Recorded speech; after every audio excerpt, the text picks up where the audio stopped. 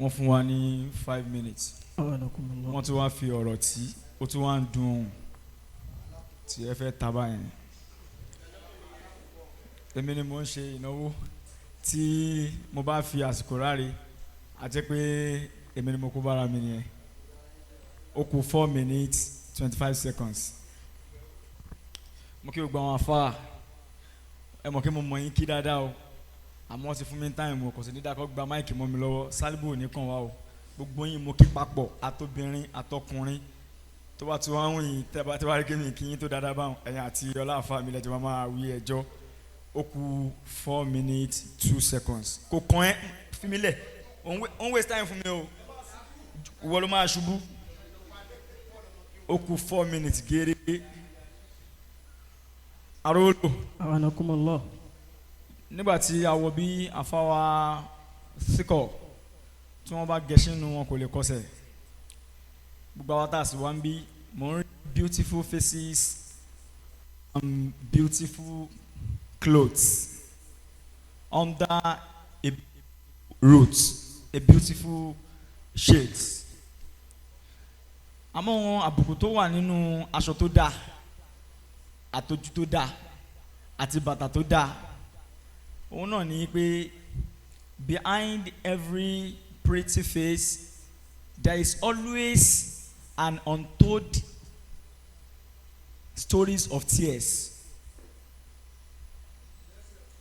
ojú wa ẹ fara wọlé olè kò lè tú ẹ filẹ̀ àsìkò ti lọ ojú wa dá báyìí lóòótọ́ bá a ṣe ń rìn yìí tínú wa ń dá yìí ṣé bẹ́ẹ̀ náà lẹ́nu kó sún kókó tó débi ṣé bẹ́ẹ̀ náà nínú wa dùn dénú.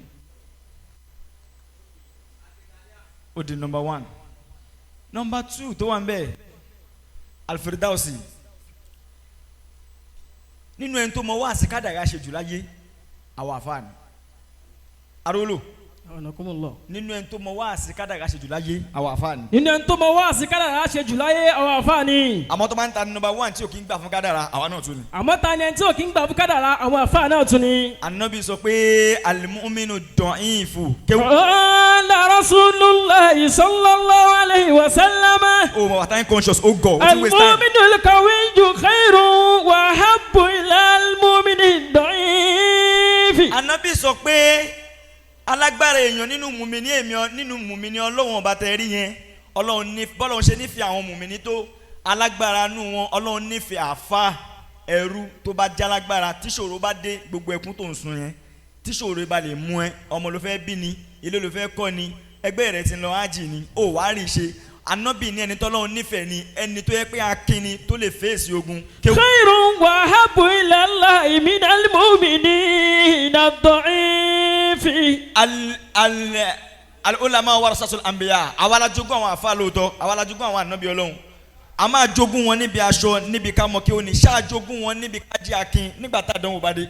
wa habbu ila Allahi minal mu'minina ad-da'ifi. ẹ̀rí síkọ̀ ẹ wọ ẹ má kí mọ́ àfa tó fún mi táìmù dà ṣe é rí one waste time mi o ó kù 3 minutes 35 seconds àfa síkọ̀ máa wojú mi dáadáa ó wọ agbádá ó wọ àlùkìmbà lóòótọ́ ó mú tẹ̀sùbá lóòótọ́ ṣé bẹ́ẹ̀ náà nínú ẹ̀ ń dùn ni. wa habbu ila Allahi minal mu'minina ad-da'ifi. àkì èèyàn lọ́wọ́ bá máa ń fẹ́ bá ṣe jẹ́ àfa yìí ẹrú ogun aláwọ̀kọ́ta ọkọ̀jọ lọ́dọ̀ àwọn ànábì Ọlọ́run ní ká jákin má bọ̀. al-mu'minu al-qawiyyu wa habbu ila Allahi minal mu'minina ad-da'ifi. ibẹ̀ kọ́ ni mo lọ́ máa bọ̀. wa fi kulli khayrun. gbogbo ohun tó bá sì ṣèyàn láyé Ọlọ́run ní gbogbo ohun tí n bá dà sí ọmọ ènìyàn lágbàdá láyé oore wà ń bẹ̀ fún ẹ ìwọ ni kò lajú rẹ kò wò. ìrísí àlámà yẹn fáwùká. ohun tá a retí lódò gbogbo ẹ̀yin àfáàní yìí pé iris àlámà yẹn fáwùká kéwù. ìrísí àlámà yẹn fáwùká. gbogbo ẹ̀yin àfáà ẹ dákun torí Ọlọ́run ẹ jẹ́ ká máa think big. ìrísí àlámà yẹn fáwùká. ẹ jẹ́ ká máa think big ká think beyond. ẹ jẹ́ ká máa think big. ó tàbùkù àfáà kó máa gbé ọ̀hún tí lọ bólówó ńlé.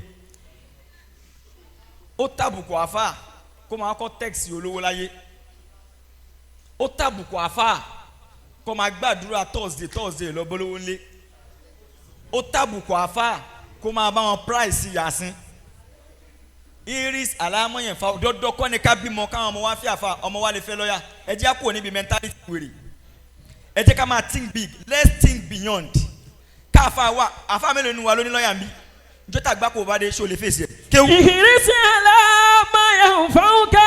ó àfáà tó máa ń bi tí o bá ní personal lawyer. ìrísí aláma yẹn fáwọkà. wà á lo ẹ̀kọ́ tó yẹ kó o lọ nítorí pé o mọ̀wé ojú òsì ríta. ìrísí aláma yẹn fáwọkà. máa bọ̀ okùn ṣẹ́jú méjì. wasta'inu billahi. gbogbo ọjọ́ tá a bá ti ní ìdí àdánwò Ọlọ́run láyé ó ní ká máa face. wasta'inu billahi. tá a bá ní ìdí owó ẹ jẹ́ àbí Ọlọ́run á wá rán wọn ní when you place your affairs on Almighty Allah's hands, He will place your love on His gracious heart. Awa de kadi mi tiẹ̀.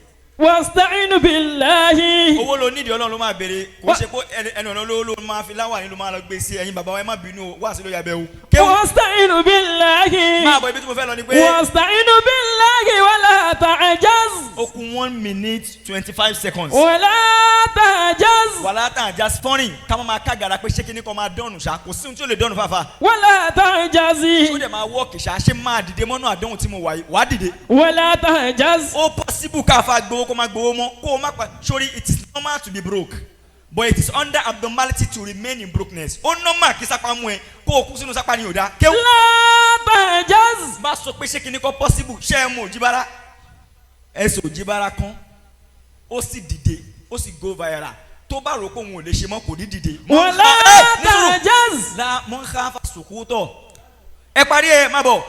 la ta'jaz. má sọ pé ṣó máa possible mo lè jẹ president láàfà mo lè jẹ. la ta'jaz. wàláì tàláì tún mọ́ bẹ̀ láì àzìm kò sí ohun tó lè dànù ṣáfa. wala ta'jaz. ìjọ wọ́n jí mọ́tò àwọn afárá kan ní ọjọ́ kìnìún àná wọ́n gbé mọ́tò wọn wọ́n wá ní kò possible má waste as ó kù 1 minute gẹ́gẹ́ o wọ́n gbé mọ́tò wọn ohun tí gbogbo èèyàn rò bí ni pé ó ti tán mi sọ kẹ́límọ̀ kan nu díẹ̀ mú ọjọ́ wípé má lose hope no matter what Allah will fix it. nígbà tí wọ́n bá gbé mọ́tò àfa táfa bá bọ́ síta tó bá ń bú sẹ́kún tó wá faraya tó farayan wọ́n ní nínú nǹkan tó máa ń fọ́ Ọlọ́run létí ni pé appointment Ọlọ́run fún wa ni pé ẹ lọ kẹ́ ẹ lọ máa wà in spiritual affairs àwọn ọmọ ayé àfa tí wọ́n fẹ́ wá báyìí pé ebi ń pa mí ó débẹ̀ ìwọ ló kọ sórí status sápá 91 ẹ̀yẹ ká máa kọ́ mọ́ tẹ́bi bá ń pa wáyé máyì ká mi fún wọn torí wípé ẹnìkan wà tẹ́bi ń pa ó fẹ́ wá báyìí pé bùkátà mi ò bí yá mọ́ àfa kìlódé ó fẹ́ wọnú dm tó bá dẹ̀ ti lè wọnú dm kò sí ni ó ti di káàdì mi rẹ̀ ibẹ̀ ni bùkátà ti yẹ ti máa bí yá ìwọ tó fẹ́ wá sọ fún pé alámọ̀rí ìwọ̀n ò da ìwọ ló kọ́ sórí ńlá yìí pé sápá 91 á rò pé ẹni tó wọ́n máa dáṣọ fún ni tọrùn ẹ̀ là ń wò subhana rabbika. rabbil izzati amma yasifun. salamun alal mursalin walhamdulillah. jazakallahu man fakita khairan minal irshadi aw islahi qawmi minal irshadi aw islahi qawmi. Ọlọ́run wọlá anabuwa Muhammad sallallahu alayhi wa sallam. abawa Aonullah Allah will fix it. wàlá Allah dẹ̀ fix ọ̀rọ̀ yín lóòótọ́. ṣẹ́rí tí èèyàn bá jẹ́ àfà nínú ayé tó mọ gbogbo kéwú àbí tí yóò mọ gbogbo kéwú tó mọ̀ wọ́n bá kéwú tó ń mọ̀ pé òun mọ̀ tí wọ́n á gbé máìkì fún ẹ lágbo kan pé a fẹ́ gbádùn ẹ torí pa àmọ̀ pé ó mọ kéwú lò nínú kéwú tó mọ̀ yẹn fi bá wa sọ̀rọ̀ a dẹ̀ fún ẹ ní ìṣẹ́jú 5 èyí tó fi ń dáa jù náà ni pé má lò kọjá ìṣẹ́jú 5 yẹn torí pé kó lè gbàyìn ọ̀dọ̀ àwa àfà ní ká máa fúnra wa ní táìmù ló máa ń dàbí àbùkù lójú wa tàbí lọ́dọ̀ àwọn olóyìnbó wọ́n máa kọ program tó máa fẹ́ ṣe wọ́n máa kọ iye táìmù minutes tó máa fẹ́ kó lò wọ́n máa kọ síwájú ẹ̀ ní tó dẹ̀ gbọ́dọ̀ lò kọjá ẹ̀. kò sí nílé.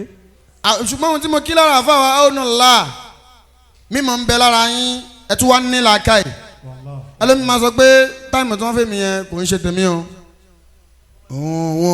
òun ò lè lo táìmù tó fóun yẹn kì í ṣe tòun náà o lè má lè lò ó ṣùgbọ́n tó bá wà lọ́dọ̀ olólùfẹ́ rẹ tí wọ́n ń gbádùn rẹ lọ́wọ́ o lè jẹ lọ ṣùgbọ́n tó bá wà lọ́dọ̀ àwọn tí wọ́n gbá tiẹ̀ ṣe fẹ́ bẹ́ẹ̀ o. wàhálà wọn máa jẹ́ kó yẹ pé àfa ìgbà máìkì lọ́wọ́ ẹ̀ jàre tó bá ti dijọ́ mọ́lúdì ẹ̀ fi táìmù múlẹ̀ fúnra ẹ̀. ọlọ́run ṣe mọ́sálásí tẹ́ẹ̀tì lò. tẹ́ẹ̀tì lò àbáwá Aonullah ẹ̀ ní dààmú gbogbo ìnáwó tí ń jẹ́ oríire lára yín ò ní dorí ibú wala la hawla wala quwwata. illa billah. a lọ síbi kí ajẹ́ síkìrì